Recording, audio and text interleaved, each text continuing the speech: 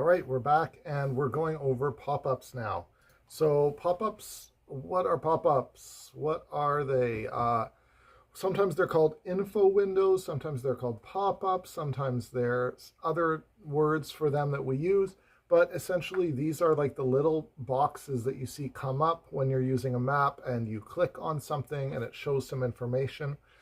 These are important. It's basically a little div. So we've done this stuff with HTML and everything, so we know what a div is. And basically what a pop-up is it's a little div that will appear dynamically depending how you're using it, where you click or where you hover or something like that, in order for the user to have some more information appear. So why don't we take a look at a couple of them. Some of them are the kind that appear on click. So if I come here and I add a point to geojson.io and then I click this point, this is a pop-up or an info window. And you can see here, it's basically a div. We can inspect this and it brings up a whole inspector. And there's a standard div here, the pop-up content. There's also a little tip on there, which kind of points to the marker. You can see that. And this one's filled with all kinds of information and it appears on click. And when I click off on the map, it goes away. There's no little close button, but it goes away if I click on the marker. No, just if I click on the map instead. So that's one example. Another example is from a website that I made, Native Land, and this is on hover. Just as I hover over things, the pop-up continually changes. It's again just a little div. We can't actually get to it with our mouse to click on it to inspect it because as I move, it changes. And you can see it dynamically changes all the time. And as I move off, it disappears.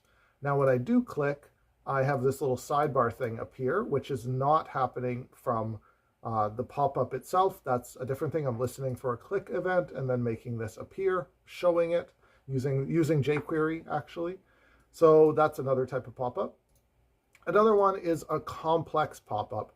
I wanted to show this one because this one has lots of stuff going on in it. There's colors and there's different kinds of data, and there's quite a lot being shown in this.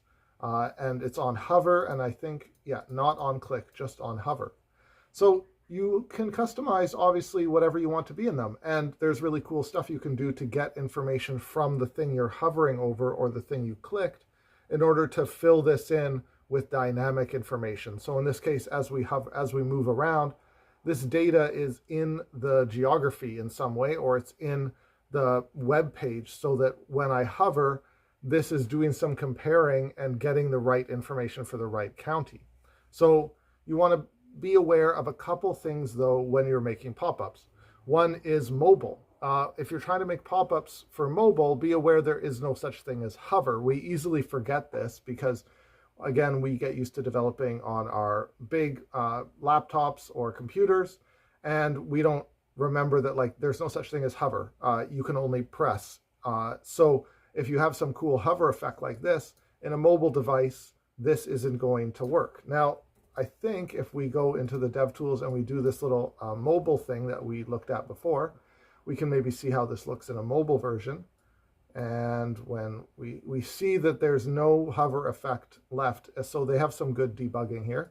And instead, when I click, let's see, when I click, the bottom here changes. So they've changed the mobile design a fair bit. And there is no more hovering. So that's important to bear in mind when you're doing that.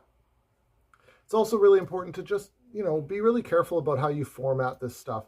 In this New York Times one, it's quite good because there's a lot of information, but every one of them is formatted the same. So they're not changing continually in size and shape as you hover over things. Same with my one at Native Land. It gets larger and it gets smaller, but it's not dramatically changing all the time in terms of what's shown inside it. And that's good because if you're having a pop-up with a lot of information, there's already a lot to take in with the map and the functionality, and then your pop-up has tons in it. It can be kind of complicated. You can definitely use HTML and CSS inside these, style them however you want. So that's totally up to you. This one from Mapbox has all kinds of stuff going on inside it, with rows and columns and tabs, and you can put bootstrap stuff in here, all that sort of thing. So yeah, we're going to go over now creating pop-ups, getting to use pop-ups in our examples. We're going to be using pop-ups occasionally. They're a big part of doing mapping, and there's different options. You don't always have to use a pop-up. You can, like I've done with Native Land, use a pop-up partially, but then mainly have more information on the side, because this is kind of like in a standard place. Users can see it and it's clickable. Whereas if I tried to make these clickable, I wouldn't be able to make it hover. It wouldn't work on hover anymore. So you have trade-offs. You have to think about, do I want to do it in a sidebar? Do I want to do it in a pop-up? But we're going to go over pop-ups in Leaflet and pop-ups in MapLibra and do a little bit of dynamic stuff with it and get to know how we can get information out from inside it. So we'll see you in the next video.